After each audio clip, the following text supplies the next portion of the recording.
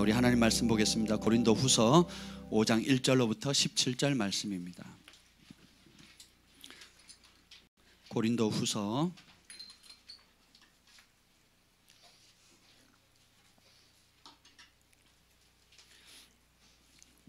5장 1절로부터 17절 말씀,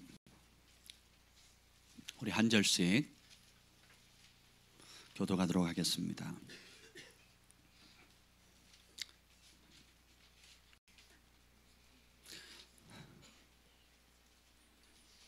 만일 땅에 있는 우리의 장막집이 무너지면 하나님께서 지으신 집 곧 손으로 지은 것이 아니요 하늘에 있는 영원한 집이 우리에게 있는 줄 아느니라. 참으로 우리가 여기 있어 탄식하며 하늘로부터 오는 우리 처소로 덧입기를 간절히 사모하노라. 이렇게 입음은 우리가 벗은 자들로 발견되지 않으려 함이라. 참으로 이 장막에 있는 우리가 짐진 것 같이 탄식하는 것은 벗고자 함이 아니요 오히려 덧입고자 함이니 죽을 것이 생명의 삼킨 바 되게 하려 함이라. 곧 이것을 우리에게 이루게 하시고 보증으로 성령을 우리에게 주신 이는 하나님이시니라. 그러므로 우리가 항상 담대하여 몸으로 있을 때에든 주와 따로 있는 줄을 아노니 이는 우리가 믿음으로 행하고 보는 것으로 행하지 아니함이로라. 우리가 담대하여 원하는 바는 차라리 몸을 떠나 주와 함께 있는 그것이라. 그런즉 우리는 몸으로 있든지 떠나 있든지 주를 기쁘시게 하는 자가 되기를 힘쓰노라. 이는 우리가 다 반드시 그리스도의 심판대 앞에 나타나게 되어 각각 선악간에 그 몸으로 행한 것을 따라 받으려 함이라. 우리는 주의 두려우심을 알므로 사람들을 권면하거니와 우리가 하나님 앞에 알려졌으니 또 너희 양심에도 알려지기를 바라노라. 우리가 다시 너희에게 자천한 것이 아니요 오직 우리로 말미암아 자랑할 기회를 너에게 주어 마음으로 하지 않고 외모로 자랑하는 자들에게 대답하게 하려 하는 것이라. 우리가 만일 미쳤어도 하나님을 위한 것이요 정신이 온전하여도 너희를 위한 것이니 그리스도의 사랑이 우리를 강권하시는도다. 우리가 생각하건대 한 사람이 모든 사람을 대신하여 죽었은즉 모든 사람이 죽은 것이라. 그가 모든 사람을 대신하여 죽으심은 살아있는 자들로 하여금 다시는 그들 자신을 위하여 살지 않고 오직 그들을 대신하여 죽었다가 다시 살아나신 이를 위하여 살게 하려 함이라. 그러므로 우리가 이제부터는 어떤 사람도 육신을 따라 알지 아니하노라. 비록 우리가 그리스도도 육신을 따라 알았으나 이제부터는 그같이 알지 아니하노라. 다 같이요. 그런즉 누구든지 그리스도 안에 있으면 새로운 피조물이라. 이전 것은 지나갔으니 보라 새 것이 되었도다. 아멘. 성령 하나님 이 시간에 환영합니다. 오셔서 말씀하여 주시옵소서. 이 땅에 사는 동안 구원받은 백성으로 주님께서 인쳐주신 그 표정이 바로 우리 안에 내주하시는 성령님이실진데 오셔서 진리의 말씀을 비춰주시고 고치시고 회복시켜 주시고 소망 주시고 힘 주시고 능력 주시고 치유하여 주시옵소서. 예수님의 이름으로 기도합니다. 아멘. 오늘은 주님을 기쁘시게 하는 삶이 무엇인지, 어떻게 하면 주님을 기쁘시게 하는 삶을 살 수 있는지라는 제목으로 여러분에게 말씀을 나누고자 합니다.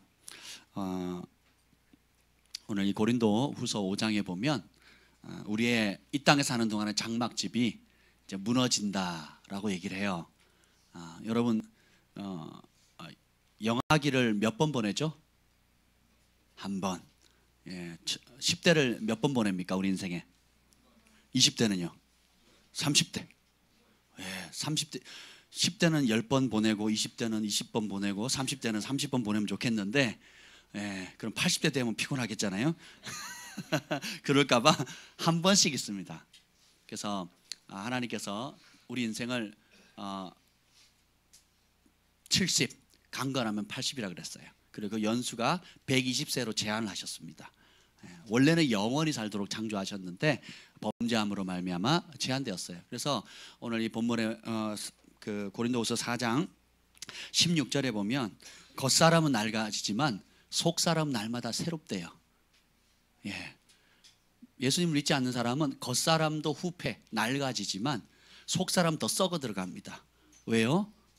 이후에 어떻게 될지 몰라요. 죽은 이후에 어떻게 될지 모릅니다. 흙이 되는지 귀신이 되라서 떠돌아다니는지 아니면 그 영화 있잖아요. 신과 함께 그 내용 자체가 다 불교적인 거거든요.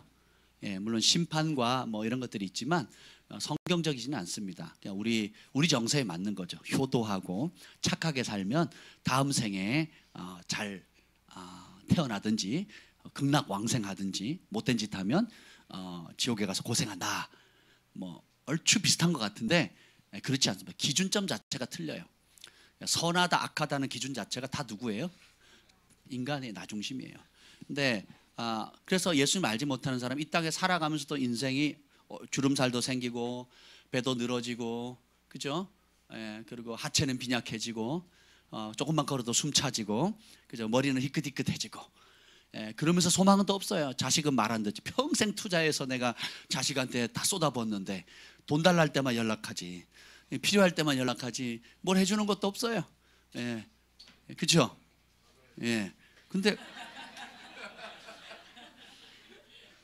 동경아 잘해라 좀. 경진이만큼만 좀 해. 근데 우리도 우리의 부모님들한테 그렇게 했거든요. 그래서 뭐 내리사랑이라 그러잖아요. 소망이 없습니다. 그리고 죽을 때 얼마나 두려워하는지 몰라요. 죽을 때 영안이 열리거든요. 그래서 사람들이 막 검은 뭐 귀신이나 뭐 이렇게 검은 옷을 입은 사람이 와서 자기를 찍어간다고 쟤 좀 말려달라고 쟤 좀 못 오게 하라고 밖에 딱 대기하고 있거든요.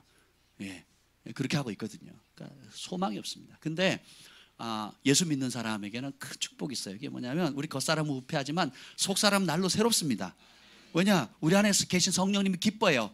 이제 그토록 고대하는 그토록 사모하던 예수님을 이제는 얼굴과 얼굴로 대면한다라는 거예요. 이 땅에 사는 동안에도 날마다 동행했지만 이제 우리 사명을 다 마치고 나면 주님을 얼굴과 얼굴로 이제는 대면한다는 그러니까 기쁨이 넘치는 겁니다. 아멘. 그런데 오늘 이 보면 장막이 벗어질 것인데 우리가 언제 옷 벗냐? 언제 내 인생 끝나고 빨리 예수님 빨리 오세요. 이 험악하고 괴롭고 힘든 이 생활 빨리 좀 건져주세요. 제가 예수님 처음 믿을 땐 그랬거든요. 그기도 맨날 했습니다. 그래서 제가 그 찬송을 하늘 가는 밝은 길이 내 앞에 17살짜리가 맨날 그 노래 부르는 거예요. 빨리 주님 오셨으면 좋겠어. 너무 고통스럽고 힘들고 힘겨웠어요. 제 삶 자체가. 그래서 빨리 예수님 오셨으면 좋겠다고. 나 준비됐다고. 그때는 기도도 열심히 하고 금식도 자주 하고 전도도 열심히 하고 뭐 어디 하나 꿀릴 게 거의 없었어요. 그러니까 지금 오시면 내가 상급도 많이 받을 것 같아. 그러니까 더 이상 뭐 범죄할 것도 없고 성령 충만하고 막 의를 위해 핍박받고 막 이랬으니까 빨리 오셨으면 좋겠는데 인생의 편안함을 좀 맛보니까 이제 좀 살만하니까 어떻게 해요? 주님 좀 살살 오셔도 될 것 같아요. 이게 뭐예요? 다 자기중심적인 거예요. 내가 편하면 주님이 천천히 오셔도 상관없고 내가 힘들면 빨리 왔으면 좋겠어. 빨리 지구가 종말이 와가지고 나 그냥 빨리 눈물 없는 기쁨이 넘치는 천국에 갔으면 좋겠다. 그래서 이 바울이 그 얘기를 하는 거예요. 빨리 이 세상 떨치고 겉옷 벗는다 생각하지 말라는 거예요. 오늘 여기 보면 4절 읽읍시다. 4절 우리 고린도서 5장 4절 읽읍시다. 시작. 참으로 이 장막에 있는 우리가 짐진 것 같이 탄식하는 것은 복고자 함이 아니요 오히려 덧입고자 함이니 죽을 것이 생명이 삼킨 바 되게 하려 함이라. 이 장막은 육신의 장막을 얘기하는 거예요. 우리가 육신의 겉옷을 입고 있는 겁니다. 이 장막을 입는 동안에 우리가 짐진 것 같이 탄식한대요. 그 탄식하는 이유가 주님 빨리 나 죽여서 천국 보내주세요 이게 아니라는 거예요. 그럼 뭐냐? 그냥 오히려 덧입기를 원한다는 것은 뭐냐? 이후에 있을 그 하나님의 영광스러운 그런 천국의 영광과 기쁨과 평강을 지금 그 안에 있는 천국에 있는 생명력을 지금 입기를 원하는 겁니다. 아멘. 그걸 탄식하는 거예요. 그러면 이 죽을 몸이 어떻게 된다고요? 생명에 삼킨 바 된다는 거예요. 마치 모세의 뱀이 애굽의 주술사들의 뱀을 삼켰잖아요. 그런 것처럼 우리는 피해의식 가운데 도망가거나 잠수 타려고 이 세상을 편안한 곳으로 어떻게든 미꾸라지처럼 빠져나가려고 하는 성향들이 있는데 그렇게 단식하는 게 아니라 성령의 사람은 그럼 뭐예요? 우리 안에 모든 문제 해답되시는 성령님 계시다는 거예요. 그 생명력이 충만하도록 단식하는 겁니다. 그 충만하면 이 땅에 어디를 들어도 그 생명력 때문에 우리가 어둠을 삼키는 자가 되는 거예요. 어둠이 빛을 무서워해요? 빛이 어둠을 무서워합니까? 말을 잘하셔야 돼요. 헷갈려 하시면 안 돼요. 근데 여러분 생각해 보세요. 그래서 여러분을 그 어둠 가운데 두신 거예요. 제가 금요일날 말씀드렸잖아요. 하나님께서 본토 친척 아비 집을 떠나 아브라함을 어느 땅에 보내요? 예, 가나안 땅인 줄 알았으면 갔을까요? 안 갔을까요? 안 갔을 가능성이 높습니다. 자기 아버지 우상 단지 섬기다가 간 곳이 또 어디예요? 더 심한 우상 있고 안악자손 있고 거인 있고 소돔과 고모라가 있는 아주 사악한 땅이거든요. 사실 그 당시 사악하지 않은 땅이 어디 있었겠습니까? 하나님의 통치가 없는 곳은 다 죄로 관영한 곳이에요. 그럼 뭐예요? 결국은 우리가 그런 어려움과 죄가 없는 곳 피해서 쏙쏙쏙 미꾸라지처럼 아니면 비닐하우스에 온실에 있도록 해달라고 우리는 기도를 많이 하거든요. 근데 주님은 그 기도를 바꾸세요. 따라합시다. 내가 오늘 찬송 불렀잖아요. 그 마지막 그 뭐였죠? 그 내가 나로 말미암아 부흥이 시작되리. 아멘. 나로부터 시작되리. 아멘. 주의 꿈을 안고 일어나리라. 선한 능력으로 일어나리라. 그래서 뭐예요? 일어나서 뭐 하겠다는 거예요? 나로부터 어둠이 있는 곳에 부흥이 터지게 한다라는 거예요. 아멘. 지금 선지자들이 세계 선지자나 국내 김 목사님도 그렇지만 남쪽부터 부흥이 터진대요. 이제 부흥이 가까웠는데 우리 부흥을 그 받을 그릇을 준비해야 됩니다. 이 부산이나 울산, 포항 이쪽 경주 이쪽 지역인데 그것이 공통점. 거기 경주는 도시 전체가 뭔지 아세요? 무덤입니다. 상징적이 아니고 진짜 무덤이에요. 왕릉이 그냥 가는 곳마다 무덤이라 땅도 못 파요. 개발도 못 해요. 왜요? 다 썩은 무덤들만 있거든요. 예. 근데 어떻게 해요? 부활이 필요한 곳은 죽음이 있는 곳이거든요. 참 하나님께서 그 예언적으로 알려주시는 것도 보면 굉장히 놀랍습니다. 그 죽음이 있는 곳에 부활을 능력을 터뜨린다는 거예요. 야, 여러분이 지금 직면하고 있는 얼마나 어려움들이 많이 있습니까? 그죠? 그 이름을 자꾸 피하려고 해요. 아니면 외면하려고 합니다. 아니면 남 탓합니다. 아니면 잠수 타려고 해요. 그리고 내가 왜 이런 가정에, 내가 왜 이런 남편 만나가지고, 내가 왜 이런 아내 만나가지고, 내가 왜 이런 자식 만나가지고, 내가 왜 이 고생을 하는 거야 하면서 회피하려고 하거든요. 근데 주님은 아니에요. 따라서 나로 해답을 삼으셨다. 주님께서 저와 여러분을 소금과 빛으로 삼으신 거예요. 어디에? 빛이 필요한 곳에, 어둠이 있는 곳에, 맛이 없는 곳에, 살맛 나지 않는 곳에 우리 형제님을 통해서, 우리 자매님을 통해서 맛을 흘려보내는 겁니다. 아멘. 그래서 그것이 어떻게 가능하냐? 5절에 나옵니다. 5절 읽어보겠습니다. 우리 힘으로 안 되죠? 그래서 주님께서 가능하도록 하신 게 있어요. 5절 시작. 곧 이것을 우리에게 이루게 하시고 보증으로 성령을 우리에게 주신 이는 하나님이시니라. 아멘. 자, 죽을 것이 오히려 생명의 삼킴파 되게 할 수 있는 이 죽을 몸이 생명에 압도되어지게 할 수 있는 것은, 이것이 가능하게 하시는 것은 뭐예요? 그 보증으로 뭘 주셨대요? 성령님을 주셨대요. 우리가 기도 왜 합니까? 내 힘으로 못하니까. 우리가 왜 기도합니까? 그럼 누가 오세요? 성령님이 오시고 충만하시죠. 아멘. 그래서 기도를 해야 이성이 깨집니다. 기도해야 내 교만함이 발견되고요. 기도해야 내 자만이, 또 내가 인식하지 못했던 많은 죄들이 드러나게 됩니다. 그러면 더욱 정결해지고 더욱 주님을 닮게 되고 또 성령의 세미 함성을 더 잘 듣게 되고 내 입술에 권세가 있게 되고 내 삶에 능력이 나타나는 겁니다. 아멘. 기도는 일종의 기름을 붓는 거하고 똑같아요. 예, 오늘 차 타고 오다가 기름값이 많이 올랐잖아요. 예, 그래서 오다가 주유를 하고 왔습니다. 기름값이 올랐으니까 기름을 안 사면 어떻게 돼요? 예, 교회 못 옵니다. 예, 그래서 돈 비싼 돈을 내고 전 같으면 5만 원 넣으면 상당히 많이 들어갔는데 이제는 반도 안 차더라고요. 그래서 생각해 보세요.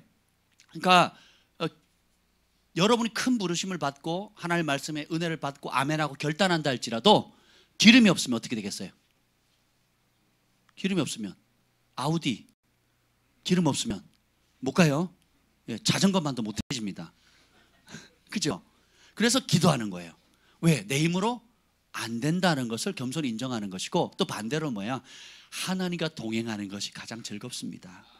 주님의 손을 잡는 그 시간이 가장 행복합니다. 그 시간이 공급받는 시간이고, 그 시간이 위로받는 시간이고, 그 시간이 소망을 얻는 시간이고, 그 시간이 내가 진심으로 회개하는 시간이고, 그 시간이 하늘의 평강을 맛보는 시간이고, 그 시간이 응답되는 시간이고, 그 시간이 내가 변화되는 시간이라는 걸 인정하는 게 뭐예요? 기도하는 거예요.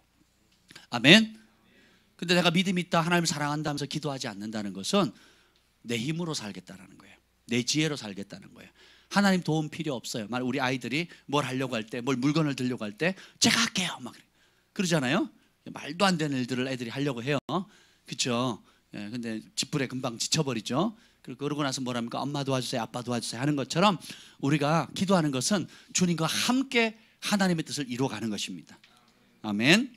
근데 이래 한 번뿐인 이 인생 가운데 주님께서 우리에게 요구하는 것이 있어요. 9절 한번 읽어봅시다. 8절 9절 읽어봅시다. 8절 9절 시작. 우리가 담대하여 원하는 바는 차라리 몸을 떠나 주와 함께 있는 그것이라. 그런즉 우리는 몸으로 있든지 떠나든지 주를 기쁘시게 하는 자가 되기를 힘쓰노라. 이 땅의 삶은 그림자고 궁극적인 삶은 주님을 만나는 건데, 그래서 우리가 그 바울은 3천층에 올라가서 천국을 다 봤어요. 그리고 장래 되어질 일들도 봤습니다. 어마어마한 계시를 받았어요. 예수님의 음성을 직접 들었습니다. 그분의 영광을 봤어요. 그러니까 어떻게 돼요? 주여 여기가 좋사오니 나 여기 내려가기 싫다고. 그러니까 천국을 진짜로 경험하신 분들은 천국에 가면 다른 생각이 안 난대요. 세상 염려 걱정 근심, 심지어 두고 온 남편 자식도 걱정이 안 된대요. 우리 한나 사모님 그러시더라고요. 아무 걱정이 안 돼요. 오히려 혹됐다 이런 분위기예요. 그리고 어떻게 내려가려면 싫은 거예요. 여기가 좋사오니. 그러니까 진짜 천국을 경험했던 사람들의 간증을 직접 들어보면요, 하나같이 다시 내려가기 싫다는 거예요. 그러니까 너무 좋다는 거죠. 그런데 주님께서 우리를 그곳에 이 땅에 보내셨어요. 주님이 가장 기뻐하는 일을 이루시도록 하기 위해서. 그래서 맛본 자는 그곳에 살기를 원하지만 주님께서 이 땅에 두신 목적이 있다는 거예요.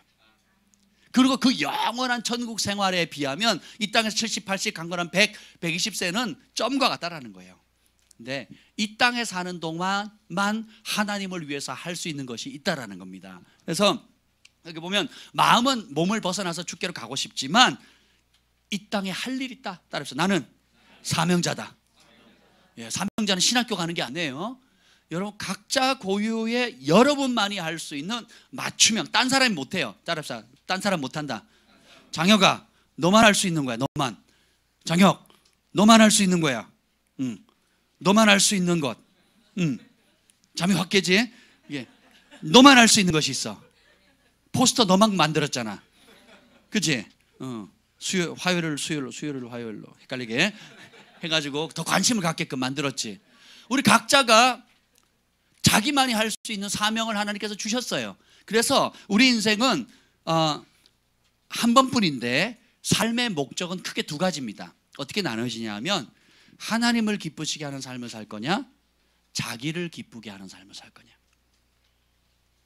여러분 복잡할 것 같은데 여러분 돈 벌고 공부하고 또 여러분이 하고 싶은 뭐 디자인, 음악, 예술, 사업, 정치 또 뭐 여러 다양한 것들이 허드렛 있잖아요. 심지어 취미생활까지도. 인생의 목적은 아주 심플해요. 나를 구원하신 예수님을 위해 살 것인가, 아니면 내 뜻, 내 욕심, 내가 원하는 바, 내 꿈, 내 야망을 이루는 길을 갈 거냐. 복잡해요. 아주 심플합니다. 돈을 버는 이유는 뭐예요? 내가 편하려고, 우리 가족 편하게 살려고 하고, 노후생활, 그리고 내가 즐기려고, 내가 누리려고 라고 돈을 버는 사람이 있고, 돈만 생기면 하나님 나라를 위해서, 영혼 구원을 위해서, 선교를 위해서, 가난한 사람을 돕기 위해서, 베풀기 위해서, 교회를 위하여, 주님의 나라를 위해서, 아예 그렇게 마인드가 딱 결정된 사람이 있어요. 근데 내가 지금 뭘 하고 있는지도 모르면서 돈을 버는 사람이 허다합니다. 빨리 빚 갚아야 되지, 또 밭등에 불 꺼야지, 애 등록금 대야지, 또 남편이 또 가만히 있지 사고 쳤지, 뒷수습해야 되는 거예요. 그렇죠? 아니에요? 그 수습하는 게 남편 뒷수습하는 사람들 꽤 많습니다. 또 간혹 아내 뒷바라지 하느라 고생하는 남편도 있어요.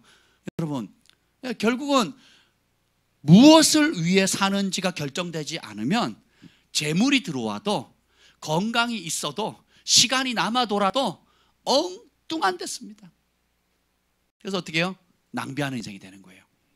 그래서 주님 골로새서 1장 10절에 보면 주께 합당하게 행하여 범사의 주를 기쁘시게 하라. 그러니까 범사라는 게 모든 영역이거든요. 그러니까 우리의 삶, 여러분은 자기를 기쁘게 하는 삶을 살고 싶으세요? 아니면 하나님을 기쁘시게 하는 삶을 살고 싶습니까? 대답 안 하시는 분은 뭐예요? 예, 한번 생각해 보세요. 이게 그냥 설교 시간이니까 목사님 질문하니까 질문 안 하면 다 보시니까 대답하는 게 아니에요. 한번 잘 생각해 보세요. 정말 나는 나를 위해서 하는 삶을 사는가, 하나님을 위해서 사는 삶인가? 나를 기쁘게 하기 위해 살아가는가, 주를 기쁘시게 하는 삶을 사는가, 이런 고민 자체를 해본 적이 없어요. 이런 고민 자체를 대부분 안 한다니까요. 그냥 주님 교회 가면 내 기도 제목 주님 들어주셔야 되는 거지. 자기가 실수해놓고 그 잘못을 또 누구한테 돌려요? 내가 이 교회 다녔는데 하나님이 어쩌고 저쩌고 이럽니다. 목사님이 어쩌고 저쩌고 이렇게 얘기를 합니다. 예. 그래서 여러분이 지금 이 말씀을 들으면서 내가 과연 인생의 목적을 어디다 뒀는가, 한번 두고 살고 있는가 한번 생각해 보세요. 고민 자체를 안 하고 있었는가, 아니면 오늘이 그 결단을 하는 날로 삼을 것인가, 여러분 결정하셔야 됩니다. 그래서 범사에, 그 범사라는 것은 모든 삶의 영역에 주님을 기쁘시게 하도록 힘쓰라는 거예요. 오늘 보면 주를 기쁘시게 하는 자가 되기를 어떻게 하래요? 뭐 되면 좋고 안 되면 말고, 그게 나하고 뭔 상관이야? 뭐 사명자라는 거지, 목회자나 선교사나 하는 거지 뭐, 아니면 교회 열심히 있는 권사님이나 기도 많이 하시는 분들이 하는 거지 뭐 라고 착각하시면 안 된다는 거예요. 그래서 주를 기쁘시게 하는 자가 되기를 따릅시다. 그런 존재가 되기를. 여러분이 존재가 되는 게 굉장히 중요합니다. 왜냐하면 그러지 않으죠. 생색내기만 해요. 그냥 밥 한 번 쏜다, 아니면 뭐 청소 한 번 했다, 뭐 헌금 한 번 했다, 아니면 뭐 교회 뭐 할 때, 행사할 때 뭐 도왔다. 뭐예요? 체면치레하는 거예요. 체면치레. 땅의 복밖에 못 받습니다. 영원한 복 받아요, 못 받아요? 못 받습니다. 그러면 영원한 복은 어떻게 받느냐? 하나님을 기쁘시게 하는 것이 내 인생의 최고의 목적이다라고, 내 존재 자체가 하나님을 기쁘시게 하는 삶을 사는 존재다라는 것을 결정하셔야 돼요. 말하는 것도 하나님의 기쁨이 되기 위해서, 생각하는 것도, 행동하는 것도, 또 사업을 결정하는 것도, 공부하는 목적도, 이런 모든 영역이 뭐예요? 하나님을 기쁘시게 하기 위해서 살기로 결단하면 하늘이 열립니다. 그리고 하늘의 주목을 받습니다. 그리고 주님께서 은총의 문들을 열어주세요. 할렐루야, 아멘. 그래서 데살로니가, 반대로 데살로니가전서 2장 15절에 보면 유대인을 얘기하는데, 유대인은 주 예수와 선지자를 죽이고 우리를 쫓아내고 하나님을 기쁘시게 하지 아니하고 모든 사람에게 대적이 돼요. 그러니까 유대인은 뭐냐면 예수님을 주로 모시지 않는다는 거예요. 그리고 그 예수님이 주인이시다, 유일한 주인이시다고 선포하는 선지자들을 쫓아내고 죽였다라는 거예요. 그러면서 어떻게 따라서 스스로 선택했다. 뭘요? 하나님을 대적하기로. 그리고 어떻게 해요? 모든 하나님을 대적하다 보니까 어떻게 해요? 자기와 맞지 않는, 자기 편에 서지 않는 모든 사람과 대적이 됩니다. 저는 이제 불신자들과 어울리는 걸려고 노력해요. 특히 교회 안에 있을수록, 또 사역을 하고 신학교를 간 이후로 불신자들, 세상 사람들 만나기 참 어렵습니다. 그런데 이제 스포츠를 하게 되거나 혹은 여러 이제 봉사활동을 하게 되면, 학교나 이런 봉사활동을 하게 되면, 또 뭐 정비소, 자동차 정비소라든지 일상에 뭐 생활할 때 뭐 자주 들리는 가게들 이런 데 가면 불신자들 있잖아요. 이제 그런 관계들을 가까이 하려고 많이 노력합니다. 그러면 그들이 가지고 예수님이 주인인 삶과 주인이지 않은 삶의 가장 큰 차이는 뭐냐면, 그 안에 상처로 인한, 실망과 아픔과 사람으로 인한 그 상처들 때문에 굉장히 공격적이에요. 분노가 많고요, 공격적이고요. 그리고 언제든지 쏴 붙일 준비를 하고 있습니다. 그러니까 조금만 틈을 보이죠? 그러면 쏩니다. 예. 그리고 제가 조기축구 말씀드리잖아요. 그 은행원 있는데 저랑 동갑입니다. 공을 잘 차요. 저도 같은 팀 되기를 원할 정도로 이렇게 참 잘 차는데, 제가 이제 경기를 마치고 나면 누가 잘하면 너무 잘했다고 또 막 이렇게 칭찬을 합니다. 그러면 옆에서 바로 얘기를 합니다. 그분이 뭐라 그러냐면, 그 은행에도 이제 지금 40대 이제 중후반이니까 어떤 중직에 있어요. 중요한 위치에 지금 잘 승진해가지고 올라가 있는데, 그 입에서 나오는 말이 뭐냐면, 입만 열면 뻥치네, 뻥치네, 또 뻥치네, 이렇게 얘기를 해요. 근데 이 멘트가 벌써 5년째예요. 안 바뀝니다. 그 제가 정말 그 누가 봐도 잘해서 칭찬을 하거든요. 그래서 뭐 하면 입만 열, 그분은 농담을 하는 거예요. 다 웃어요. 웃는데 너무 듣다 보니까 그 회장님이 기분 나쁘신 거예요. 아니 목사님이 이렇게 칭찬하는데 그걸 뻥이라 그러면 어떻게 되냐고. 칭찬으로 받아야지. 이렇게 얘기를 하는 거예요, 회장님이. 할렐루야. 제가 그 조기축제를 떠날 수가 없어요. 이런 회장님이 계시는데. 그래서 제가 그냥 웃고 말거든요. 이제 친해져가지고 이제 그러는데 그 멘트가 안 바뀌는데 저는 그게 뭘로 들리냐면 아픔으로 들리는 거예요. 상처로 들리는 겁니다. 교회에 대한 목회자 그리고 성도들, 교회 장로님이나 권사님들에 대한 과거의 뭐 배경은 내가 알지 못하지만 어렸을 때든 뭐 어떤지 모르겠어요. 돈이 띄었는지 뭐 말에 상처를 받는지는 모르겠지만, 그러니까 그 기본 깔린 게 뭐냐면 목회자들의 말을 믿을 수 없다예요. 예, 믿을 수 없다는 거예요. 그러니까 입만 열면 어떻게 결국 사람은 그 마음에 있는 게 입으로 튀어나오잖아요. 그러니까 감사가 있는 사람은 뭐예요? 입이. 감사, 기쁨 있는 사람은 기쁘거든요. 우리 소망의 온유는요 24시간 기뻐합니다. 예, 배만 부르면 기뻐해요.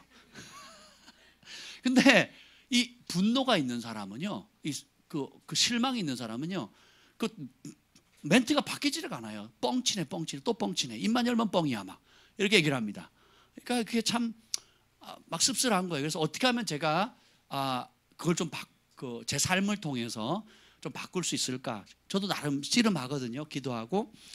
그리고 그럴수록 제가 더 격려하는 말을 합니다. 잘했다고 얘기를 하고 칭찬하는 말을 하고 이제 그런 얘기를 하죠. 근데 대부분의 사람들이 이제 운동을 끝나면 골을 넣잖아요. 뭐 개가 뒷발질하다가 자빠져도 넣겠다고.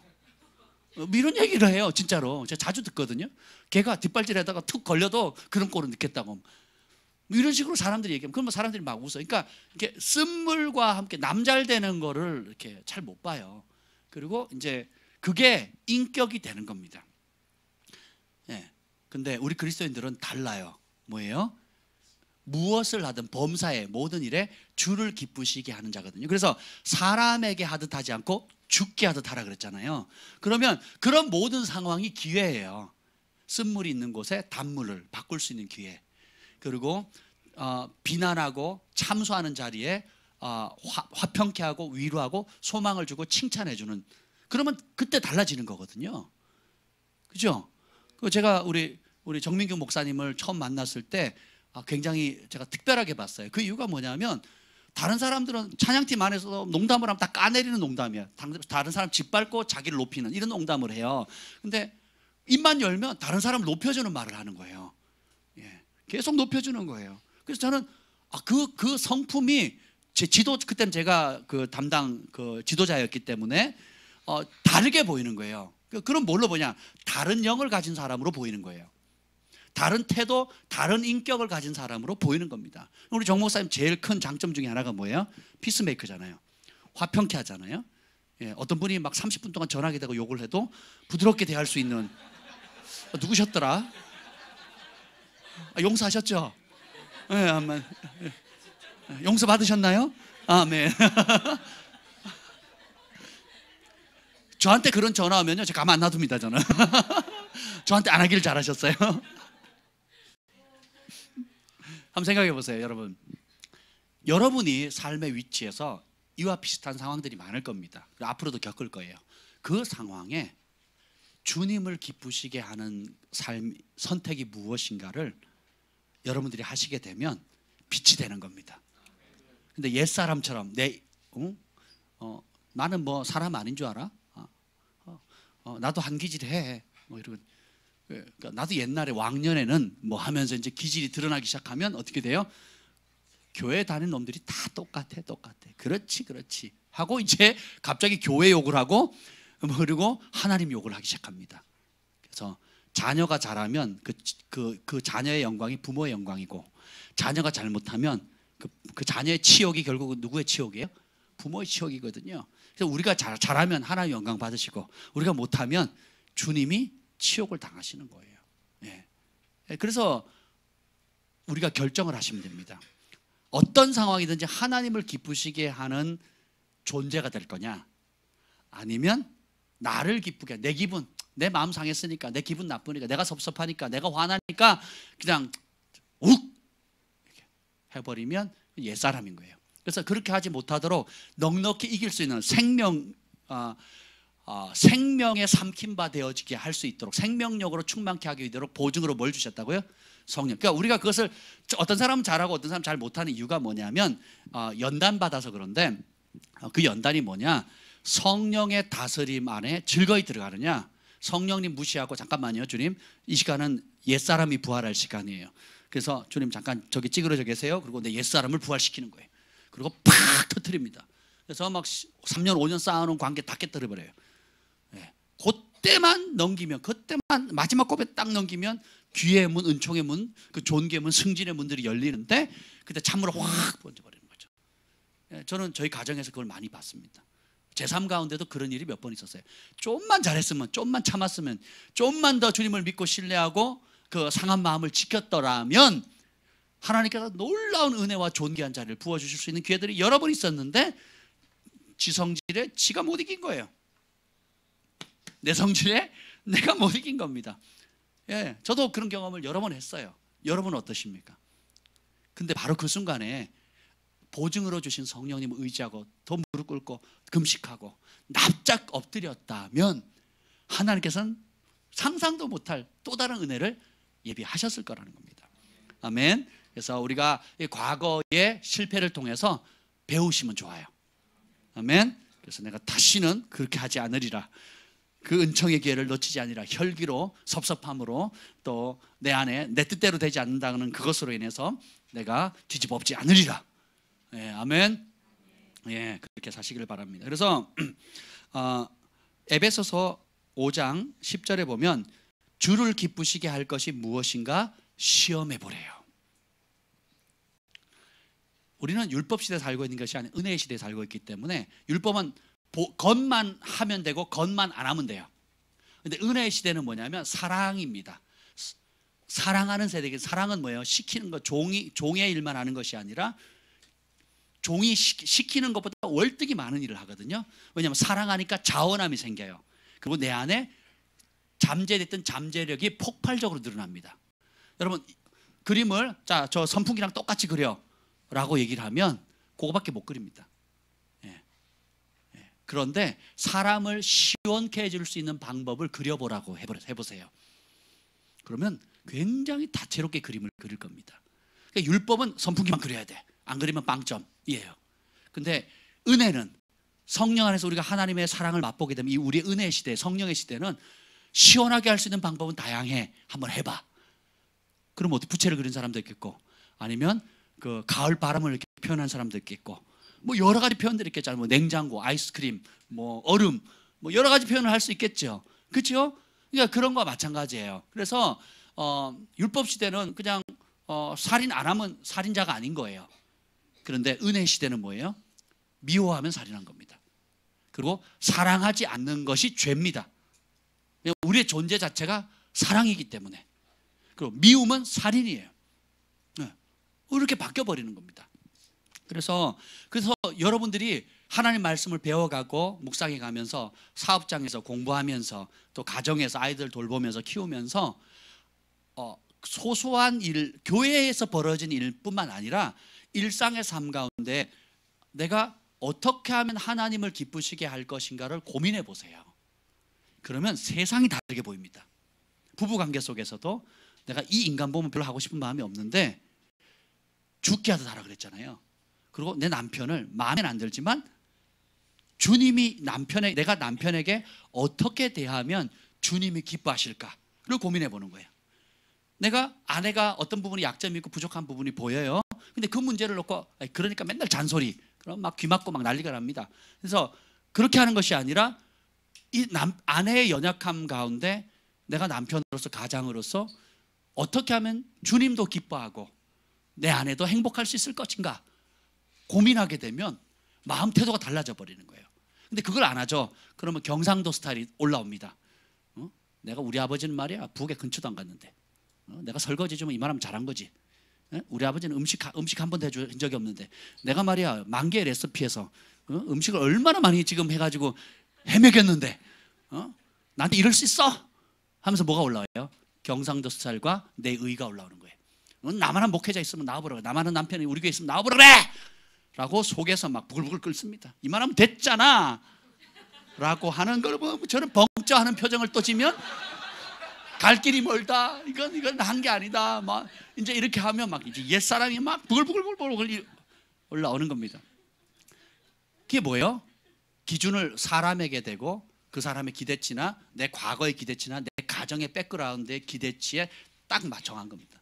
근데 주님 뭐라 그래요? 모든 일을 죽게 하듯 하라 그랬거든요. 근데 생각을 조금 바꿔서 그럼 이 문제에 대해서 주님이 어떻게 하면 기뻐하실까를 생각해 보는 거예요. 돈이 들어왔어요. 돈이 있어요. 그럼 돈 쓸 일이 많잖아요. 그럼 그 돈을 가지고 어떻게 하면 주님이 기뻐하실까를 생각하는 겁니다. 내가 가르치는 아이들이 있어요. 그럼 이 아이들을 가르칠 단순히 정보만 줄 거냐, 공부 잘하는 기계로 만들 거냐? 아니잖아요. 그럼 이 아이들을 어떻게 대하면 주님이 기뻐하고 이 아이가 정말 행복해질 수 있을까 생각하는 겁니다. 그죠? 여러분이 사업을 하려고 할 때도, 돈을 벌려고 할 때도, 또 뭐 크고 작은 모든 일을 할 때 따라서 사람 보면 실망한다. 사람 의지하거나 사람을 기대하거나 사람에게 뭔가를 바라잖아요. 그 기대치가 큰 만큼 크게 실망을 해요. 근데 어떻게 하면 주님을 기뻐할까를 고민하게 되잖아요. 그러면 달라집니다. 이거 여러분 직장 생활 해보면 특히 이제 험한 일 할수록 이 갑질이 굉장히 강합니다. 사람을 나이와 상관없이 막 욕을 하고요, 함부로 하거든요. 그리고 일을 저도 노가다 해봐서 알지만 군대 가서도 겪어봤고 노가다도 많이 있습니다. 근데 뭐 좋은 것도 있지만 상당수의 사람들은 말도 안 되는 일을 시키거든요. 말도 안 되는 일을 시키고 뻔히 이거 하면 안 돼요. 그리고 뒤집어서 그 뒷수습을 또 내가 해야 돼. 근데 그런 일을 시켜요. 그럼 막 불불 끓죠. 그걸 한두 번도 아니고 매번 그래요. 그러면 아유 더러워. 여기 아니면 할 데 없나 하고 때려치고 이제 갈라 그러거든요. 이런 기질들이 온단 말이에요. 옛날에 그랬단 말이죠. 근데 범사에 주를 기쁘시게 하라 그랬거든요. 그 범사가 뭐예요? 모든 영역이에요. 그러니까 어떻게 주님을 바라보면 그게 억울함이 아니라 따라합시다. 빛을 발할 수 있는 기회다. 다르게 행동할 기회예요. 다르게 말할 기회예요. 다르게 섬길 수 있는 기회입니다. 다르게 사랑을 표현할 수 있는 기회인 거예요. 학교에 가서도 마찬가지. 선생님들 좋은 선생님들 있지만 또 이상한 선생님들도 있잖아요. 친구 관계도 좋은 친구도 있고 그렇지 않은 친구도 있어요. 친척들 가운데서 형제들 가운데서도 다 별의별 인간들이 다 있잖아요. 따라서 그 모든 것이 주를 기쁘시게 할 기회다. 여러분 믿으십니까? 이걸 받아요. 근데 여러분 가운데 나를 위해서 하면은 못해요. 내 기분 나빠서 못해. 나를 무시해, 나를 멸시해, 나를 우습게 봐. 그러면서 어떻게 팍 올라옵니다. 그것에 반감으로 못 배운 사람들은요 일부러 막 배웁니다. 멸시당한 사람은 돈 없어서 멸시당한 사람은 엄청 돈 법니다. 그리고 어떻게 해요? 갑질해요. 그러니까 돈을 벌긴 해도 그 돈 어떻게 쓸지 몰라요. 그러니까 자기가 상처받은 그대로 상처를 줍니다. 그러니까 외모에 또 스트레스 있는 사람 또 외모로 그러죠. 또 학력, 배경, 부모 뭐 여러모로 이런 모든 것들이 어떻게 해요? 자기를 기쁘게 하는 방향으로 나가다 보면 결국 더 어두워지는 거예요. 그런데 주님을 기쁘시게 하는 삶을 살기로 선택하는 순간 모든 것이 다르게 보입니다. 다른 안경을 쓰게 돼요. 눈이 밝아집니다. 그리고 내가 참아야 할 이유가 생겨요. 그리고 참을 때 오는 상급이 보입니다. 내가 희생해야 될 이유가 보여요. 그리고 하나님께서 왜 나에게 이런 학식을 주셨는지, 왜 나에게 이런 위치를 주셨는지, 왜 나에게 이런 재정을 주셨는지, 나에게 왜 이런 재능을 주셨는지, 왜 나에게 이런 은사를 주셨는지, 왜 나에게 또 남들 같지 않은 힘을 주셨는지 이게 보이기 시작하는 거예요. 아멘? 아멘. 네, 그러면 어디다 집어던져도 그 사람은요 행복 메이커가 됩니다. 어디다 놔둬도요 내가 주님을 기쁘시게 하는 삶을 살기로 결정했다는 그 한 가지만으로도 여러분은 다른 존재가 됩니다. 그러면 세상이 어두운 곳, 칠흑 같은 곳일수록 여러분의 존재에서 바라는 빛은 더 빛나게 되는 거예요. 제가 선교지에 가서 느끼는 게 뭔지 아세요? 가는 선교사님들은 거기서 일하는 분들을 보거나 그 현지 사역자들 가운데 이제 복음을 받아들이고 이제 주의 길 가겠다고 하는 사역자들 보면요 탁월한 분들도 많지만 굉장히 부족한 사람들도 많아요. 제가 만약에 선교 디렉터라면 안 보냈을 겁니다. 저는 저 아래 상담 오잖아요. 뭐 목회 길 가겠습니다 혹은 뭐 선교지 가겠습니다 하면요 가지 말라고 하는 사람이 종종 있습니다. 예. 제가 봤을 때는 준비가 안 됐어요. 그리고 자기 가정 개인 문제도 지금 수습이 안 되는데 가면 이건 폭탄이에요. 시한폭탄이 언제 터질지 모르는. 근데 그럼에도 불구하고 그런 분들이 선교지에 많이 있거든요. 가만히 보니까 누가 봐도 부족해요. 자타가 부족한 사람들이 꽤 많습니다. 인격적으로도 그렇고요, 언어적인 능력도 그렇고요, 뭐 재정적인 능력도 그렇고, 이거 하나님의 영광이 되기보다는 오히려 정말 이 뭐 아버지 얼굴에 먹칠만 안 했으면 좋겠다 하고 느끼는 사람도 간혹 있어요. 그런데 중요한 게 뭔지 아세요? 가장 칠흑 같고 어둠 있고 복음을 받아들이지 않는 척박한 땅에 나는 안 갔는데 그분은 갔어요. 나는 거기 안 사는데 그분은 거기서 살아요. 나는 우리 아이들 좋은 교육 시키고 있는데 그분은 아이들 학교 보낼 데가 없어요. 나는 삼시세끼 밥 꼬박꼬박 배불리 먹고 있어서 어떻게든 살 빼려고 운동하고 있는데 거기는 음식이 부족하고 돈이 있어도 사 먹지 못하고 돈이 없어서도 못 사 먹고. 그게 뭐예요? 자신의 삶 전체를 들여서 살아가내는 거예요. 그럼 뭐예요? 객관적으로 비교했을 때는 제 빛이 크다고 느낄지 모르겠지만 이것은 뭐예요? 편안한 곳에 빛은 의미가 없습니다. 빛이 밝은 곳에 빛은 별로 효과가 없어요. 근데 그건 너무 어둡기 때문에 자그마한 빛도, 우리가 전기가 없을 때 뭘 했어요? 호롱불에다 촛불 때, 호롱불 때다가 촛불 때니까 얼마나 좋아요, 그죠? 예. 그러다가 이런 다양한 빛이 들어오니까. 그래서 여러분이 우리 각자가 상대 비교할 필요 있다 없다? 없어요. 그냥 내가 나를 가장 필요로 하는 곳, 그리고 하나님이 있으라 하는 그곳에 가면 그것이 칠흑같이 어두울수록 여러분의 빛이 아무리 미미해도 거기서는 빛이 되는 거예요. 생각을 바꾸셔야 됩니다. 하나님께서 아브라함을 어디로 보내셨다고요? 적과 꿀이 흐르는 땅이 아니에요.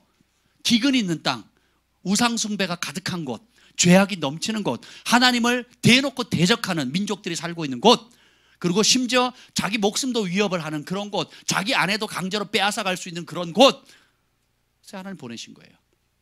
그래야 어떻게 해요? 네가 너 삶을 보호하는 게 아니다. 내가 보호한다.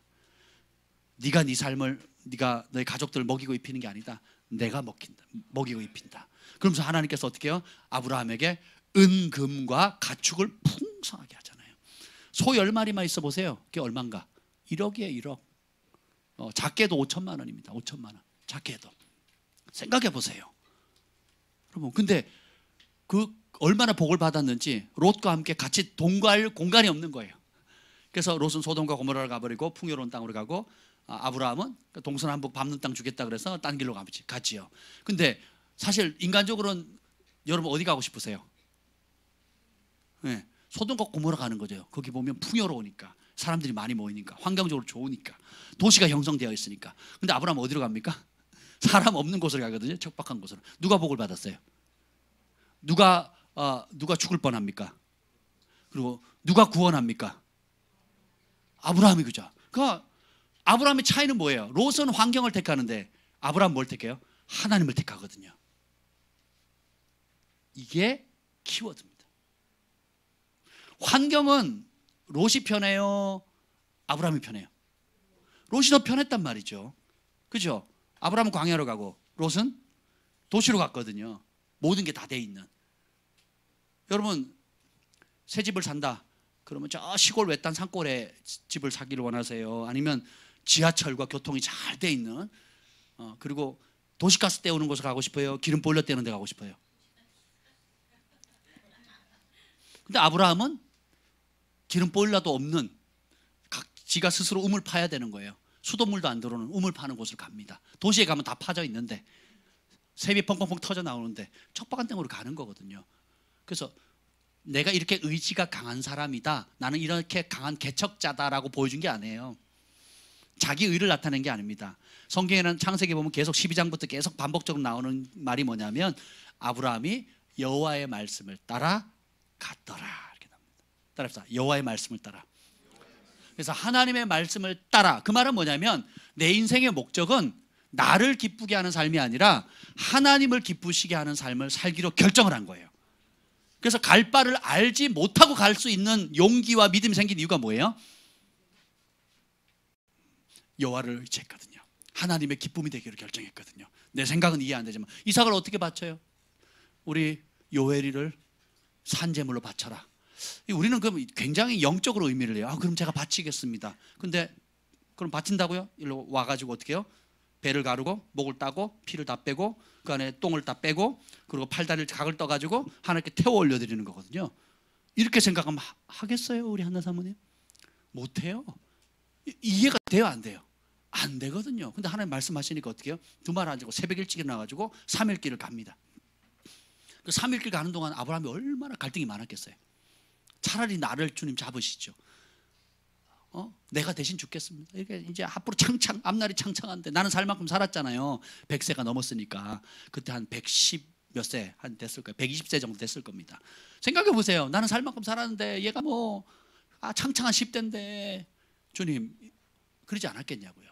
근데 그가 일평생 여호와의 말씀에 순종했을 때 하나님이 어떤 은혜를 주셨는지에 대한 믿음이 견고해진 거예요. 신앙 초기에 질문하지 않았습니다. 신앙의 정점에 그 질문을 하는 거예요. 그래서 어떻게 해요? 두말 안고 가죠.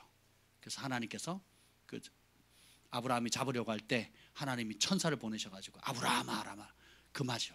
그리고 내가 하나님이 축복을 약속한 것에서 축복을 맹세하거든요. 약속은 우리가 순종의 여부에 따라 이루어질 수도 있고 안 이루어질 수 있어요. 근데 맹세는 우리의 여부와 더 이상 관계없는 거예요. 하나님 그렇게 결정하신 겁니다. 아멘. 그 복을 받은 사람이 다윗하고 아브라함이에요.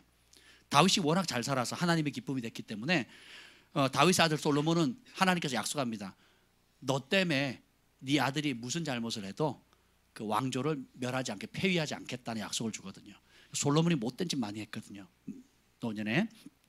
근데 그 솔로몬 때문이 아니라 다윗과 한 맹세 때문에 하나님이 솔로몬의 은총을 베푸시는 거예요. 나라를 찢지 않으셨습니다. 긍휼을 베푸셨거든요. 그 결국 솔로몬이 노년에 돌아오거든요. 주님 앞에. 이렇게 되는 겁니다. 그래서 여러분 우리 부모가 자녀에게 물려줄 수 있는 최고의 유업은 뭐냐? 어떤 상황이든지 우리 엄마 아빠는 하나님을 기쁘시게 하는 삶을 살기로 결정했습니다. 손해볼지라도 말씀 돌아가고 또 사람들이 조롱한다 할지라도 그 외길 좁은 길 가는 것을 보여주셨습니다. 거짓말하지 않고 타협하지 않고 세상 죄에 물들지 않고 예수님이 주신 말씀이라면 즐거이 따라가는 그런 분이셨습니다 라는 믿음의 유업을 여러분 넘겨줬으면 좋겠어요. 저도 그러기를 소원합니다. 그래서 제 삶의 모토가 뭐냐면 하나님을 기쁘시게 하는 삶이에요. 그래서 우리 옛날에 하스테반 선교사님이 경배와 찬양에서 불렀던 노래가 있어요. 내가 원하는 한 가지 주님의 기쁨이 되는 것. 영어로 됐어요. To be pleasing you, pleasing you. 내가 원하는 단 한 가지 소원이 있다면 하나님의 기쁨이 되는 거예요.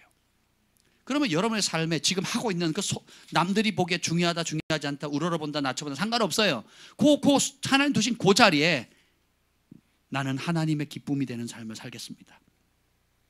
그러면 보는 관점이 달라져요. 말하는 게 달라지고요. 행동하는 게 달라지고 시간 쓰는 거, 물질 쓰는 거, 여러분 재능 쓰는 게 확연히 달라져 버립니다. 사람 대하는 태도가 달라져요. 네. 그리고 나보다 위에 있는 사람 대하는 태도 달라지고 나보다 아래에 있는 사람, 권위 아래에 있는 사람 대하는 태도가 틀려. 자식을 대하는 태도도 다 틀려지는 겁니다. 내가 내 욕심을 가지고 있으면 저 대학을 안 가면 부모는 실망하거든요. 내 욕심은 저 직장에 안 들어가면 부모는 실망합니다. 또 내가 시키는 말 안 하면 부모는 마음이 상하거든요. 근데 뒤집어 놓고 이 아이는 하나님의 것이다. 하나님 기뻐하는 대로 간다. 하나님의 손에 내가 원하는 것을 가도록 물론 좋은 생각이라 할지라도 그게 우선순위가 아니라 하나님의 기쁨이 되는 것이다. 하나님의 인도함을 받는 것이 더 중요하다. 하나님께 순종하는 것. 이 아이가 여호와를 기뻐하고 주님의 기쁨이 되는 삶을 살기로 결정하는 그 길을 가는 게 더 중요하다라고 알려준다면 어디다 내놔도 걱정이 안 되는 거예요. 제가 참 감사한 게 우리 주한이 경환이를 홈스쿨링 하면서 일반 학교를 거의 안 보냈습니다. 초등학교 3학년 때까지 2학년 1학년 4학년까지 이렇게 했네요. 예, 그러면서 저도 한 번도 안 해봤으면서 이제 대안학교나 홈스쿨링이나 여러 상황들이 있었는데 해봤어야지. 사람들이 물어요. 어느 대안학교 출신이냐고, 어느 홈스쿨링 출신이냐고 저보고 물어요.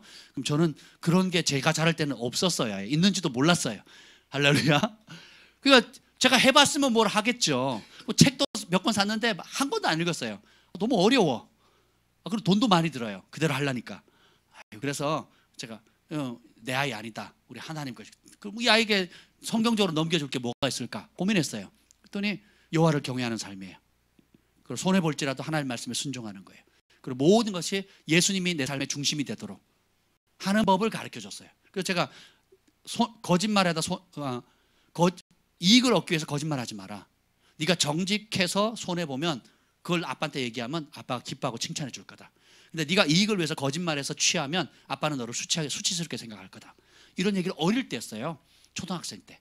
그리고 더 어릴 때도 얘기를 했죠. 그리고 너희가 하나님의 말씀에 순종하면서 고난받으면 아빠는 영광스럽게 생각할 거고, 그 말씀을 부인하면서 네가 네 이익을 따라 살아가면 아빠는 너를 오히려 수치스럽게 생각할 거다. 마음 아파할 거다. 어쨌든 네 삶 가운데 하나님이 기쁨이 되는 삶을 살도록 해라 라고 끊임없이 격려해 줬거든요. 그랬더니 우리 주한이 경한이를 볼 때 참 감사한 게 세상에는 재능 있는 아이 있고 공부 잘하는 아이도 있고 뭐 여러 가지 탁월한 아이들이 있는데, 그런 아이들을 저는 보잖아요. 많이 보는데 특별히 다른 게 있어요. 우리 아이들과 다른 게 뭐냐면, 우리 김 목사님 갑자기 그 얘기를 하는 거예요. 여러모로 우리 아이들보다 탁월한 아이들은 많은데 큰 차이점을 가져오는 게 뭐냐면, 주한이 경한이는 그 중심에 모든 것이 중심이 하나님의 말씀이라는 거예요.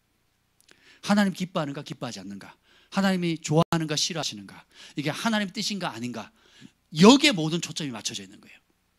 이 아이가 4살 때 제가 우리 울산에 가가지고 이제 그 명절에 가서 세배를 하려고 하니까 안 해요. 우리 경환이가 몇 살 때였죠 그때가? 하여튼 안 해요. 초등학교 1학년 때였군요. 초등학교 1학년 때 안 하는 거예요. 그래서 제가 절을 할 때 안 해요. 그러면서 얘가 뭐 노래를 불러요. 다니엘의 새 친구 우상 앞에 절하지 않아 뻗으면서 그 노래를 부르고 있는 거예요. 이 초등학교 1학년짜리가 다니엘의 새. 우리 아버지 절하지 말라 그랬으니까 어떻게 해요? 우리 할아버지한테 절하면 안 되는 거예요. 우상 앞에 절하는 거예요 지금. 그러니까 이 아이가 물론 이제 그 어떤 죽은 자 앞에 절하지 않으면 됩니다, 여러분. 살아있는 사람이 성경에는 인사가 절이에요 다. 야곱도 그렇고 아브라함도 그렇고 뭐 인사가 다, 형제들도 그렇고 야곱의 12형제들 다 그래 절을 합니다. 이게 인사거든요. 그러니까 그걸 모르는데 이 아이의 어린 마음에는 우상 앞에 절하지 말라 그랬으니까, 하나님 외에 그 어떤 사람에서 절하지 말라니까 이 아이가 뜻을 정한 거예요. 그래서 엄마 아빠가 하는데도 안 하고 버티고 있던 거 한 대 맞고, 내가 일단 해, 나가 설명할 테니까. 그리고 이제 안 했어요? 그것까지 안 했대요. 자, 참, 안 했구나. 기특한 놈. 제가 군대에서 그랬거든요. 수색 때 굉장히 빡세고 뭐 100km 행군, 천리 행군, 공수교육 막 얼마나 구타가 그때도 심했는데, 구타 당하지 막 몇 반을 꼬매고 터지고 이빨 부러지고 막 또 막 서로 막 죽기도 하고 막 그러거든요. 제가 그 와중에 그 큰 행사가 뭐냐면 100km 행군이나 천리 행군이나 유격을 받게 되면 사람들이 많이 다치고 죽으니까, 그러면 대대장님이나 장교들이 진급이 안 되거든요. 보고가 되면.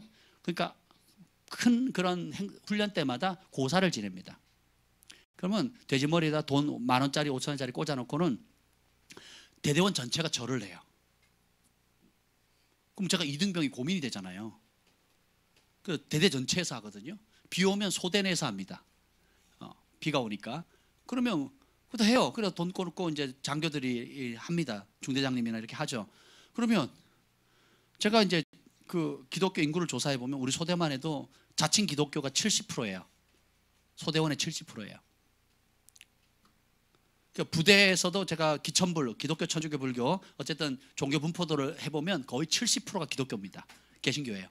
근데 그때 절을 하는데 제가 고민하다가, 저는 어렵지 않았어요. 따라합시다. 죽으면 죽으리이다. 그래서 영창 가도 좋다 이런 마음 먹었어요. 영창 가서 고생하면 뭐 또 영창 가서 전도하지 뭐, 이런 생각이었어요. 때리면 어떻게 한다고요? 맞으면 돼요. 그런 생각으로 서 있었어요, 혼자. 근데 제 눈에 서 있는 사람이 그 500명 중에 서 있는 사람을 못 봤어요. 물론 제가 못 봤을 수도 있어요. 못 봤을 수도 있는데 고사를 지내는데 제가 너무 쫄아서 못 봤을 수도 있어요. 근데 어쨌든 저는 죽으면 죽으리다 하고 고사하는데 혼자 서 있더라고요. 다른 사람이 안 보이더라고요. 500명 중에. 그보다 더 무서운 게 뭐냐, 소대 내무반에서 하는 거거든요. 내무반에서 그 뭐라 그러죠? 자는 상을 뭐라 그래요? 침상이 이렇게 쭉 이렇게 두 개 있잖아요. 그러니까 폭로 있고 양쪽 이렇게. 그럼 거기 누웠잖아요. 그러면 이쪽에다가 이제 돼지머리 놓고 이쪽에서 이렇게 절을 해요. 그리고 절 한 번 하고 술잔 돌리고 다시 절 한 번 하고 술잔 돌리고 이걸 반복하거든요. 그래서 제가 진짜 이건 더 힘든 거예요. 왜냐하면 소대 생활은 해야 되잖아요. 맨날 밤낮 24시간 그리고 거기서 2년 2개월 동안 맨날 쳐다봐야 되잖아요. 찍히면 또 고로워지는 거예요. 그래서 또 죽으면 죽으리다 하고 서 있었어요. 근데 지혜가 생기더라고요. 앞줄에 있다가 뒤로 한 발 물러갔어요. 둘째 줄에 섰어요. 둘째 줄에 선들, 셋째 줄에 선들 안 보이겠어요? 몇 명 되지도 않는데 딱 서가지고 절을 하는데 계속 서 있었어요. 한 5분 정도. 그러니까 그 고사 다 끝날 때까지. 그러니까 그날따라 왜 술잔을 왜 이렇게 많이 돌리는지 이 사람 소대장님 하시고 선임하서 하시고 말년병장 하시고 혼자 서 있는 거예요. 이렇게. 그러면 또 뭐 절하죠. 한 번 돌리고 절하고 두 번 돌리고 절하고 막 절하잖아요. 혼자 서 있는 거예요. 그런데 참 감사한 게 단 한 사람도 저한테 뭐라는 사람이 없었어요. 단 한 명도. 그리고 뭐라 그러는 줄 아세요? 사람들. 저는 가만히 있었는데 뭐냐면 저 철수 건드리지 말라고. 건드리면 부정 탄다고.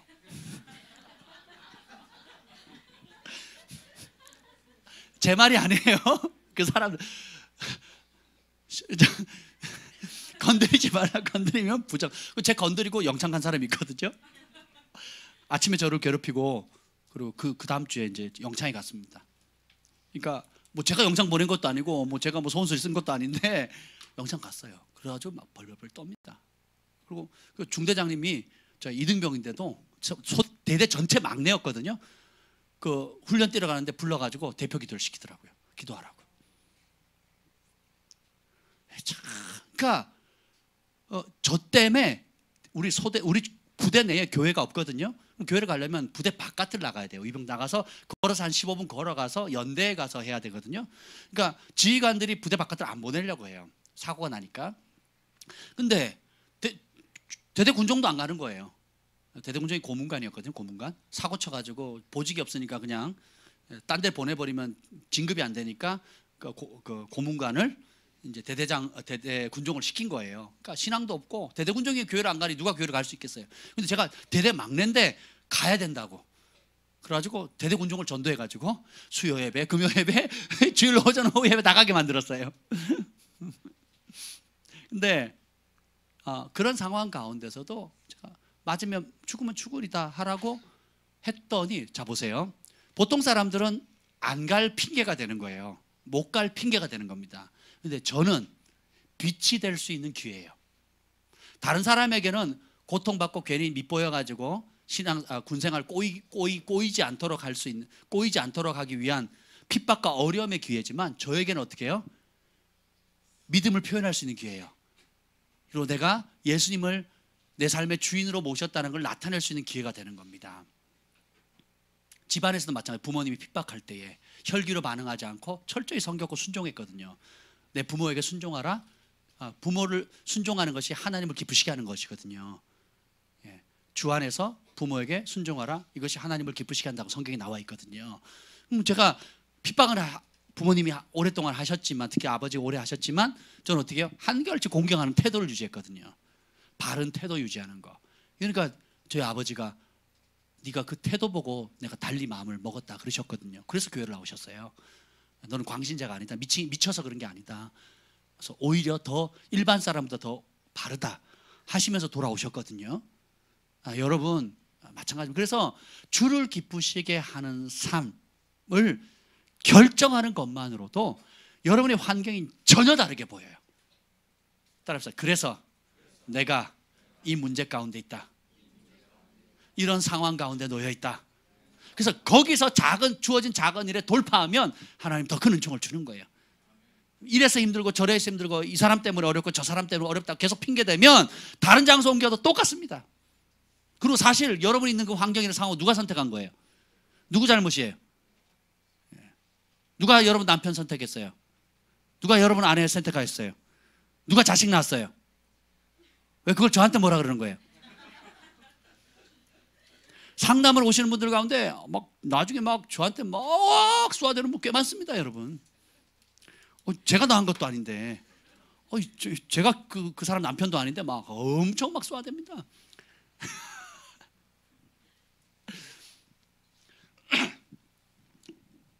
제가 지금 서론하고 있거든요. 본론 안 들어갔는데 아마 이제 시리즈로 하게 될 것 같아요. 오늘 말씀을 준비하면서 제가 느낀 게 오늘은 선택하는 게 중요한 거예요. 나를 기쁘게 하는 삶을 살아왔는가? 하나님의 기쁨이 되는 삶을 살기로 결정했는가? 내가 하는 기도가 나의 필요, 내 욕구, 내가 원하는 것, 나의 행복을 좀 맞춰달라고 하는 삶으로 계속 이제까지 오지 않았는가? 그렇다면 오늘이 기회입니다. 내 삶을 전환할 기회예요. 주님의 기쁨이 되기로 결정하는 겁니다. 아멘. 그렇게 결단하시겠습니까? 그러면 모든 게 바뀌어져요. 잠언서 16장 7절에 보면 사람의 행위가 여호와를 기쁘시게 하면 그 사람의 원수라도 그와 더불어 화목하게 하시니라. 우리가 하는 행동이 하나님의 기쁨이 되는 걸 선택하죠. 그럼 우리의 원수도 화목하게 된대요. 원수가 화목하게 되는 것은 하나님의 역사입니다. 그런데 뭘 하면? 원수를 향해서 비방하거나 화살을 쏘거나 보복할 때 오는 게 아니에요. 여호와를 기쁘시게 하는. 여호와를 기뻐하는 게 뭐예요? 원수에 대해서 주님 뭐래요? 먹이고 입히고 사랑하고 기도하고 어려울 때 도와주라 그러죠.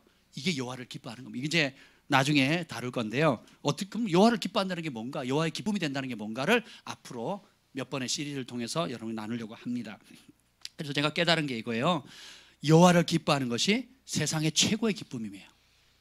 그리고 여호와의 기쁨이 되기를 선택하는 것이 인생 최고의 성공입니다.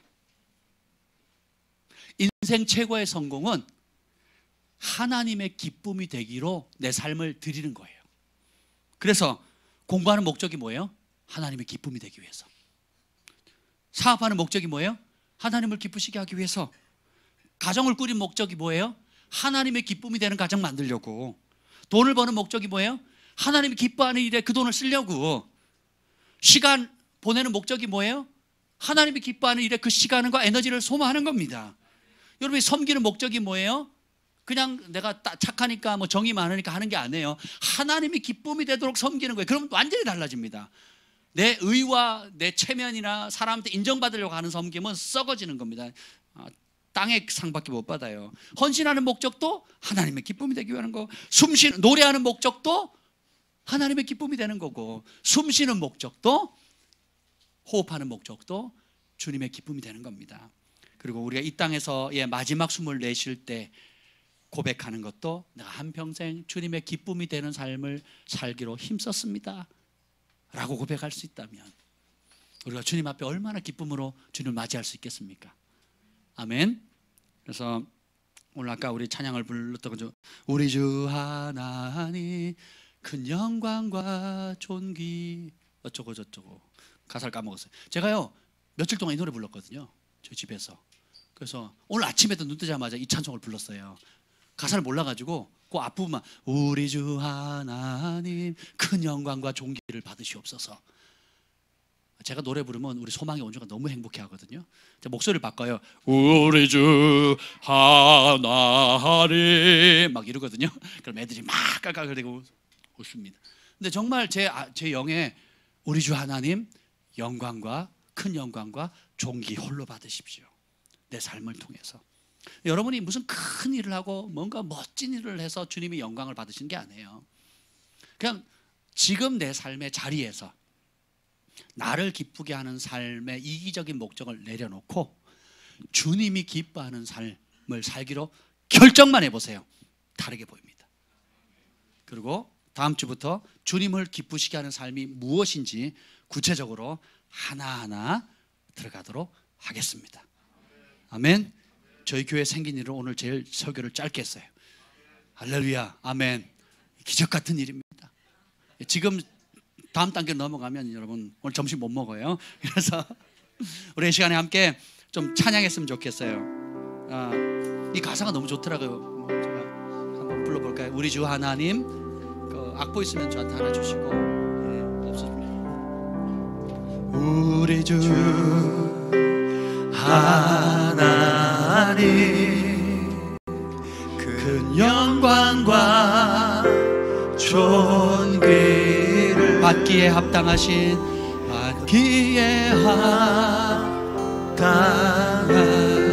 지금 여기에 계신 하나님, 지금 여기 계신 하나님, 온 천지 만물을 온 천지 만물을 지으시고 다스리는 큰 권능과 능력으로 주의 말씀 이루소서. 주의 말씀 이루시리. 우리 주 하나님, 우리 주 하나님, 큰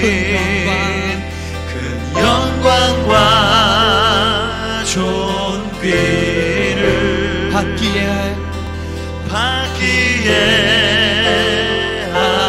합당하신 지금 여기 계신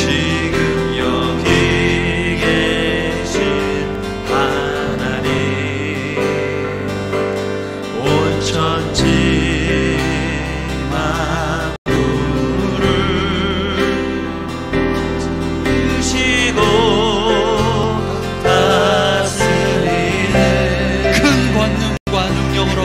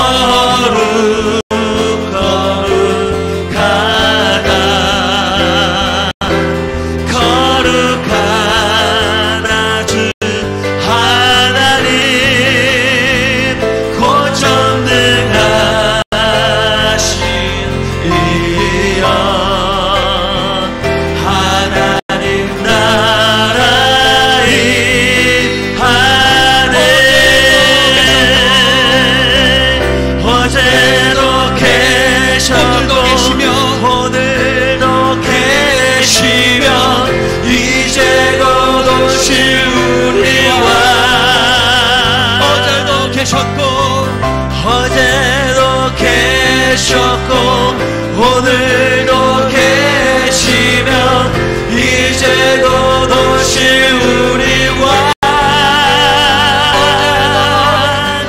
어제도 계셨고 오늘도 계시며 이제도 오실 우리와 어제도 계셨고 오늘도 계시며 이제 곧 오실